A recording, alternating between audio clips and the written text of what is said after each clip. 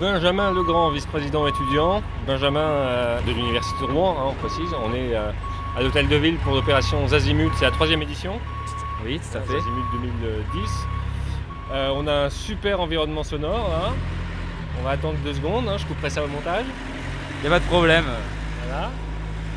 Il paraît qu'il y a des tracteurs qui sont en train d'installer une patinoire. Alors. Super. Ah ouais, non, mais ça a de la gueule, cette édition de Zazimut.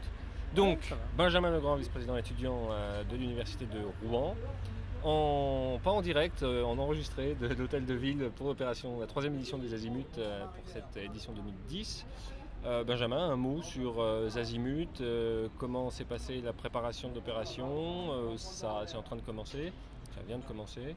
Zazimut, c'est la semaine d'accueil des étudiants organisée par la mairie de Rouen. Donc c'est là où toutes les associations étudiantes se retrouvent, les services de la vie étudiante, pour justement discuter, interagir avec les étudiants et répondre à leurs éventuelles questions, parce qu'on sait qu'être étudiant, c'est aller en cours, des choses qu'on imagine quand on rentre à l'université ou même dans les grandes écoles.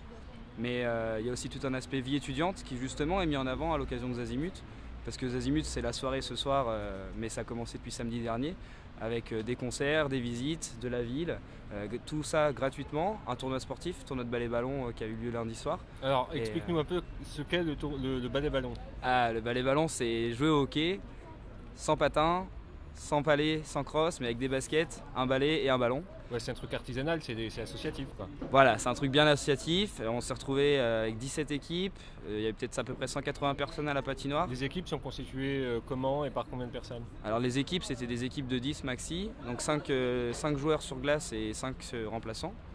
Et l'idée c'était de faire un maximum d'ambiance en fait, pour que tous les étudiants se retrouvent et qu'on passe un excellent moment tous ensemble. Je pense que ça a été une grande réussite. Ça a été beaucoup plus suivi que l'année dernière parce que c'était la 2e édition du balai-ballon Zazimut. Et franchement, tout le monde en a gardé de très bons souvenirs. Quelques bleus, parce que forcément, c'est pas très stable la patinoire. Mais franchement, que c'était sur la vraie patinoire. C'était sur la vraie patinoire du Rouen Hockey Elite, le truc trop classe. Franchement, c'était génial. Bon. Alors là, la soirée est en train de démarrer. Ça va durer comme ça jusqu'à à peu près 1h du mat. Oui, c'est ça. À peu près 1h du matin, je pense. Oui, ça va être grand max. 1h du mat. Rappelle-nous combien il y a d'assauts présentes, combien on attend de monde. Alors, il y a une bonne vingtaine d'associations présentes avec des stands. Après, je sais qu'il y a aussi des associations culturelles qui vont faire des faux mariages dans la salle des mariages, donc théâtre d'impro.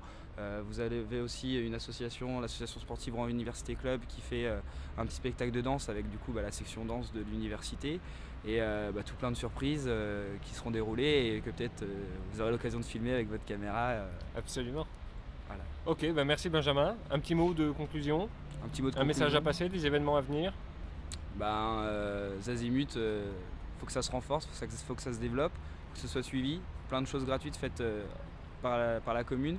Et puis un vrai suivi, c'est pour les étudiants. On se plaint souvent qu'à Rouen, ça manque un peu de vie étudiante. Là, c'est l'occasion rêvée de prouver le contraire. Super, merci. De rien.